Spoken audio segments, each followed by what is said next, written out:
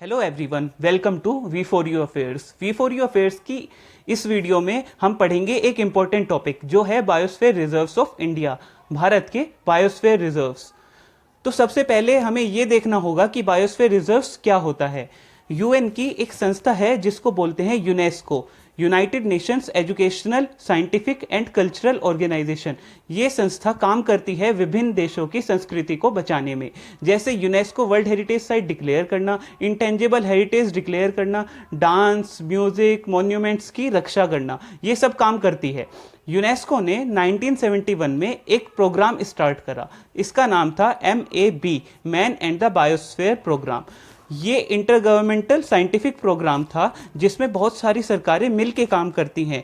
तो इसका काम क्या था? इसका काम ये था, नाम से पता चल रहा है, मैन एंड बायोस्फीयर। बायोस्फीयर क्या होता है? धरती का वो हिस्सा जहाँ पे जीवन है उसे बायोस्फीयर बोलते हैं।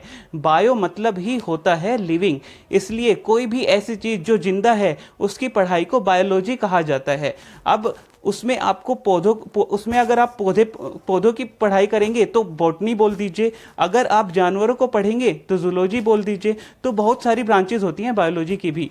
तो ये कोशिश है इसमें कि मैन एंड बायोस्फीयर यानी पर्यावरण के बीच में एक कोऑपरेशन, एक सहयोग बिठाया जाए। मैन एंड बायोस्फीयर रिजर्व का काम था कोऑपरेशन करो, रिसर्च करो। तो ये 5 चीज़ें मेन थी इसमें, जैसे बायोडाइवर्सिटी लॉस को रोको, क्लाइमेट चेंज को रोको, कंजर्वेशन करो, सस्टेनेबल डेवलपमेंट पे ध्यान दो।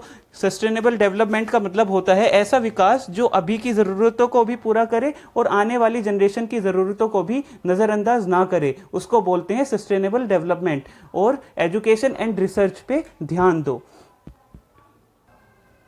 अब बायोस्फीयर मैंने बता दिया, धरती पे जहाँ जहाँ जीवन है वो बायोस्फीयर है। बायोस्फीयर रिजर्व क्या होगा फिर? बायोस्फीयर रिजर्व एक ऐसा एरिया होता है जहाँ पे हमें ये सारे 5 काम करने होते हैं। हर कंट्री पहले क्या करती है, अपने पहले खुद के डोमेस्टिक बायोस्फीयर रिजर्व बनाती है, फिर यूनेस्को से अप्रूव कराती है। अगर यूनेस्को ने अप्रूव कर दिए तो वो इंटरनेशनल लेवल का बायोस्फीयर रिजर्व बन जाएगा और इसको एक नाम दिया गया है world network of biosphere reserve. यानी अब वो दुनिया के नेटवर्क में आ गया है। और नहीं बन पाया तो भी कोई बात नहीं, भारत ने तो उसे डोमेस्टिक बायोस्फीयर रिजर्व डिक्लेयर कर ही दिया है, तो वो डोमेस्टिक बायोस्फीयर रिजर्व बनकर रह गया। इंटरनेशनल तो नहीं बन पाया लेकिन डोमेस्टिक बनकर रह गया। अब भारत में 18 बायोस्फीयर रिजर्व हैं और 18 में से 11 यूनेस्को ने अप्रूव भी कर दिए हैं। यानी 11 बायोस्फीयर रिजर्व भारत के ऐसे हैं जो world network of biosphere reserve का हिस्सा हैं, और 7 जो बचे वो कैसे हैं? वो डोमेस्टिक हैं। यहां तक क्लियर है ना? एकदम क्रिस्टल क्लियर। अब बायोस्फीयर रिजर्व काम कैसे करता है? बायोस्फीयर रिजर्व के 3 हिस्से होते हैं। अंदर वाला हिस्से को कोर एरिया बोलते हैं। अच्छा, पिछली वीडियो में आपको बता चुका हूं, टाइगर रिजर्व वाली वीडियो में, कि जो कोर एरिया होता है वो अंदर वाला एरिया होता है और जो बाहर वाला एरिया होता है वो बफर एरिया होता है। अगर ये भी बताया गया है मैंने, बायोस्फीयर रिजर्व बहुत बड़ा एरिया होता है, उसके अंदर वाइल्ड लाइफ सेंचुरी भी होती है और नेशनल पार्क भी होता है। अब इस वीडियो में आपको ये क्लियर हो जाएगा कि कौन सा एरिया क्या होता है। आपके दिमाग में ज़रूर उठेगा ना कि बायोस्फीयर रिजर्व के अंदर वाइल्ड लाइफ सेंचुरी कहाँ पे होगी और नेशनल पार्क कहाँ पे होगा। तो ये समझने के लिए आपको ये पिक्चर याद रखनी होगी। ये मैंने खुद से बनाई है और बहुत अच्छे से आपको क्लियर कर देगी कौन सा एरिया कहाँ पे होता है। देखो, सबसे अंदर वाला एरिया जो होता है ये एरिया है कोर एरिया, और कोर एरिया में कभी भी कुछ भी करने की अनुमति नहीं होती। यहाँ पे जानवर रहते हैं, बड़े आराम से रहते हैं, कोई मानव यहाँ पे नहीं घुस सकता। हाँ, वन विभाग के लोग तो घुस सकते हैं, बाकी कोई नहीं। ये कोर एरिया है, कोई टच नहीं करेगा इसको, ठीक है। अब एक बात बताओ, ये जो आपको जो चीज़ें मैंने बोली ये आपको नेशनल पार्क की याद नहीं दिलाती?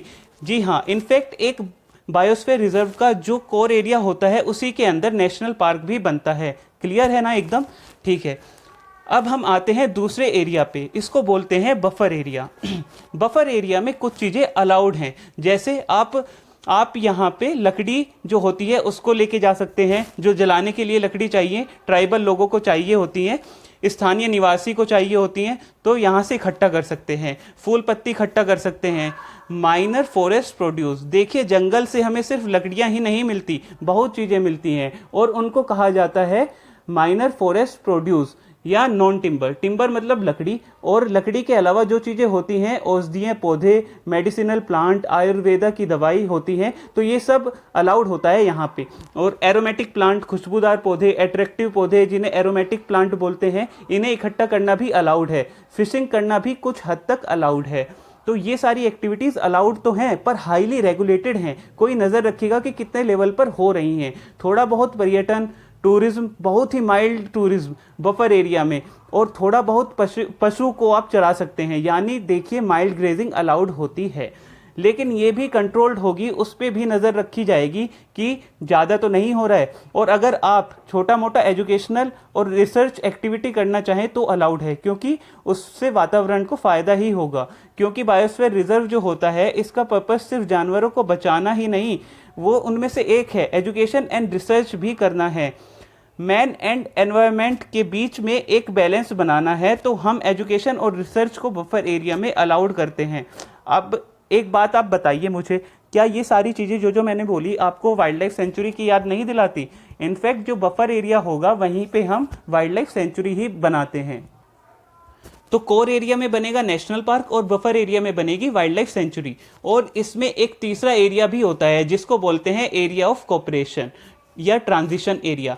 एरिया ऑफ कोऑपरेशन क्यों? क्योंकि हमें सस्टेनेबल डेवलपमेंट पे ध्यान देना है। तो इस एरिया का हम इस्तेमाल करेंगे, लेकिन इस तरह से करेंगे कि बफर और कोर एरिया पे फर्क ना पड़े। तो यहाँ पे सड़कें निकाली जा सकती हैं, रेल की पटरियां निकाली जा सकती हैं, फैक्ट्री लगाई जा सकती हैं, यहाँ पे माइनिंग की जा सकती है अगर परमिशन हो तो। और यहाँ पे टूरिज्म पूरी तरह से अलाउड है। अगर ये 3 एरियाज आपको क्लियर हैं तो आप बहुत आसानी से समझ जाएंगे बायोस्फीयर रिजर्व आगे होता क्या है। अब सबसे पहले कोर एरिया। कोर एरिया ये लीगली प्रोटेक्टेड एरिया है, कोई ह्यूमन एक्टिविटी अलाउड नहीं है, यानी core area is nothing but national park. By the way, national park को हम IUCN कैटेगरी 2 एरिया बोलते हैं, यह भी आपको याद ही रखना है MCQ के लिए। IUCN एक संस्था है, international union for conservation of nature. इसका हेडक्वार्टर है ग्लैंड नाम की जगह पे, जो स्विट्जरलैंड में है। ठीक है। अब बफर जोन। बफर जोन में जैसा बताया, रिसर्च एजुकेशन कर सकते हैं, बहुत ही कम टूरिज्म, थोड़ी बहुत मछली पकड़ना। तो buffer zone is nothing but wild life sanctuary. तो वाइल्ड लाइफ सेंचुरी को IUCN कैटेगरी 4 एरिया बोलते हैं। मैं रिपीट करता हूं, नेशनल पार्क को IUCN category 2 and wild life sanctuary को IUCN category 4। IUCN stand for international union for conservation of nature. उसके बाद आता है मैनिपुलेशन जोन, यानी कि यहाँ पे सब कुछ अलाउड है। एग्रीकल्चर कर सकते हैं, जंगल लगा सकते हैं, ह्यूमन सेटलमेंट यानी लोग रहते भी हैं यहाँ पे।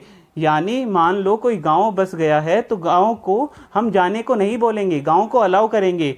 यहाँ पे मतलब इस तरह से यहाँ पे हम मानव पशु संघर्ष भी देखे जाते हैं। अब जानवर अगर कोर एरिया में रहता है तो अगर वो बाहर आएगा तो कोर एरिया से बफर में आएगा, बफर से फिर कहाँ आएगा, फिर जहाँ पे वो लोग रहते हैं गांव के एरिया में वहाँ पे आएगा। तो वहाँ पे हम क्या देखते हैं, मानव पशु संघर्ष देखे जाते हैं।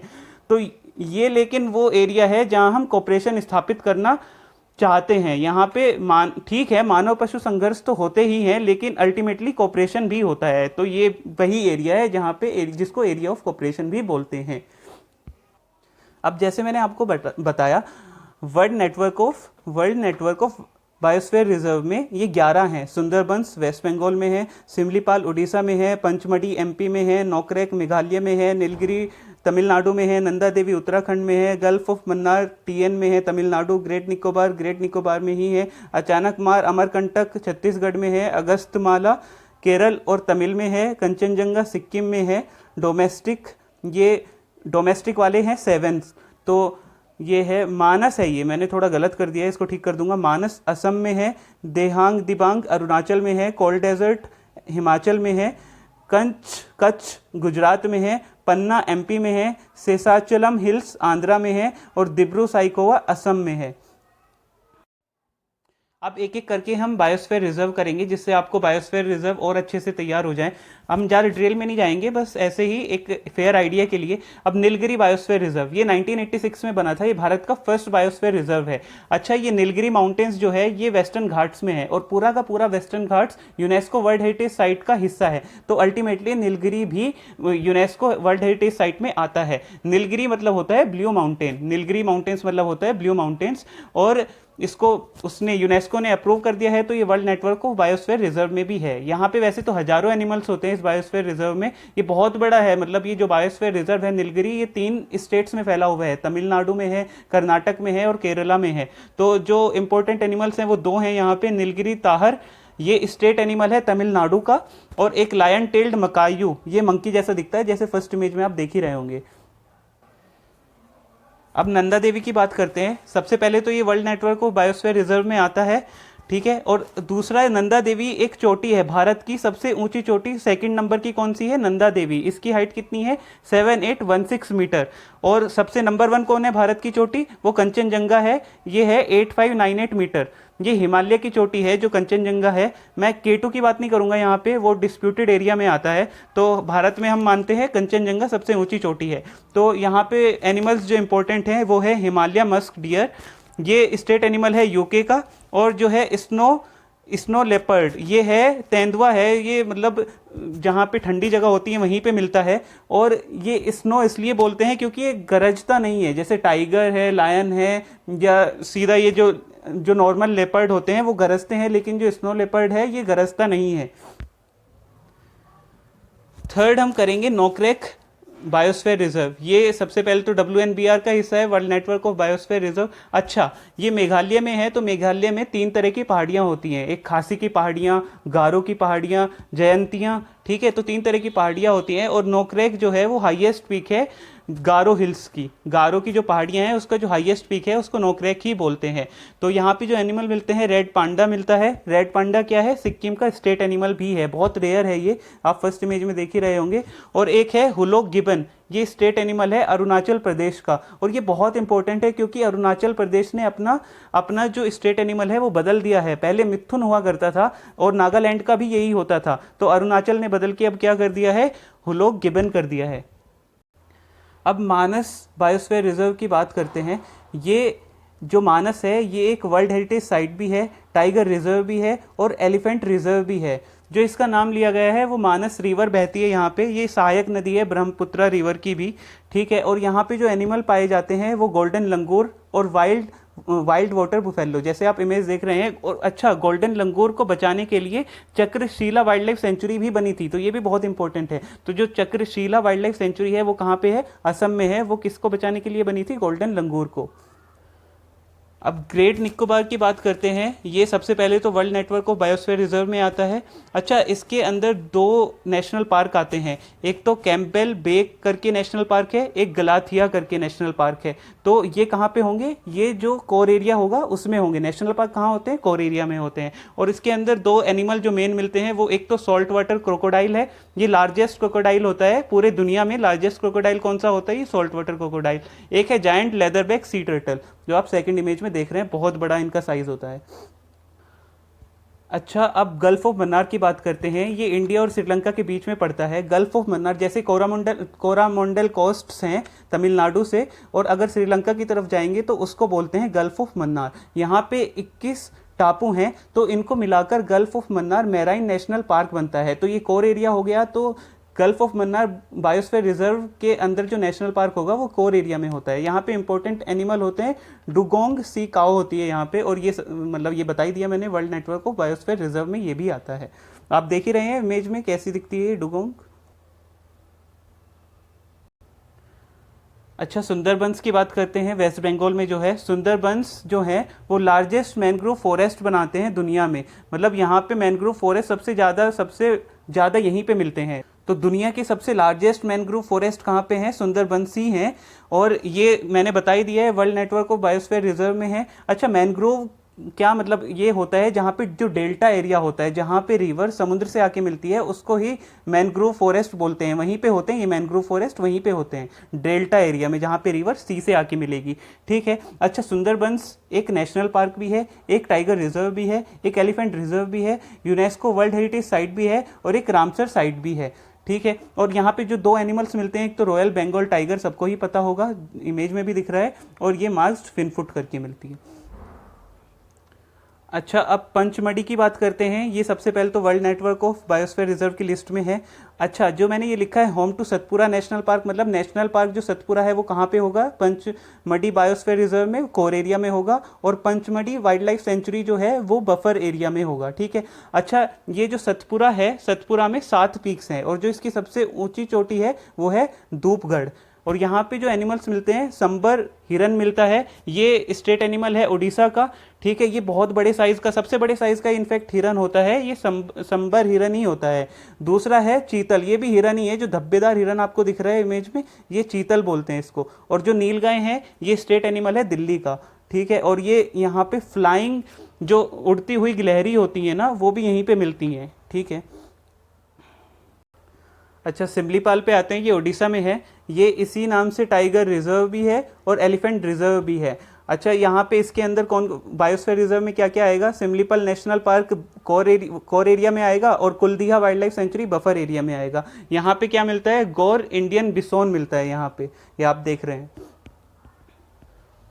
दिबांग की बात करते हैं, ये अरुणाचल का है, अरुणाचल में है ये बायोस्फीयर रिजर्व जो है। तो इसके अंदर जो एक मॉलिंग नेशनल पार्क है वो कोर एरिया में आएगा और दिबांग वाइल्ड लाइफ सेंचुरी वो बफर एरिया में आएगी।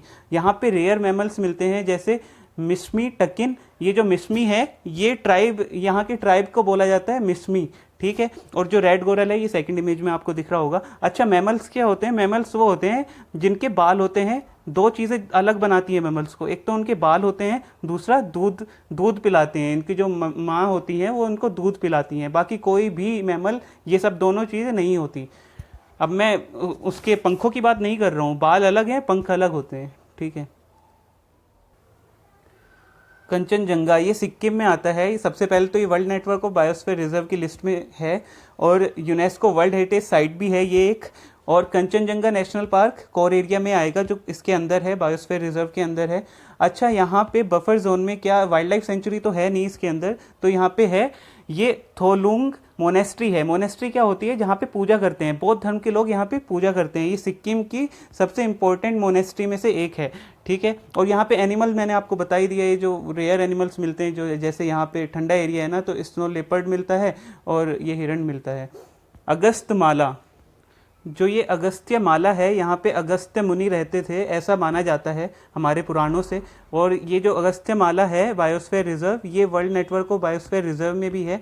अच्छा, यहाँ पे कनिकरण ट्राइब मिलती है यहाँ पे, मतलब जो दुनिया की सबसे ओल्डेस्ट ट्राइब्स में से एक है, वो यहाँ पे पाई जाती हैं अगस्त्य माला में, बायोस्फीयर रिजर्व के अंदर। जो उनका कौन सा एरिया होता है? Area of cooperation. वहाँ पे एनिमल यहाँ पे मिलते हैं, जैसे एलिफेंट मिलता है, नीलगिरी ताहर मिलता है। और यहाँ पे अगस्त माला के यहीं पे एक चोटी है अगस्त्य माला नाम की, जो 68 मीटर हाई है। शेषाचलम, ये हिल्स हैं, शेषाचलम हिल्स बायोस्फीयर रिजर्व, ये आंध्रा में है। ये वही है जहाँ तिरुमाला है, जहाँ पे तिरुपति बालाजी रहते हैं, मतलब जहाँ पे तिरुपति बालाजी का मंदिर है, जिनको बोलते हैं लॉर्ड वेंकटेश्वर।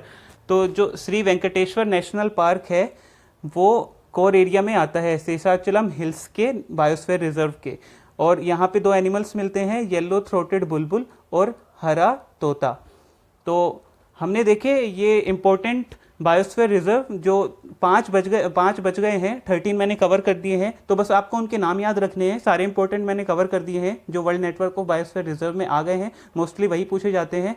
और आपको कैसा लगा मेरा सेशन, कमेंट बॉक्स में ज़रूर बताइएगा। और thank you, do like, share and subscribe to our channel.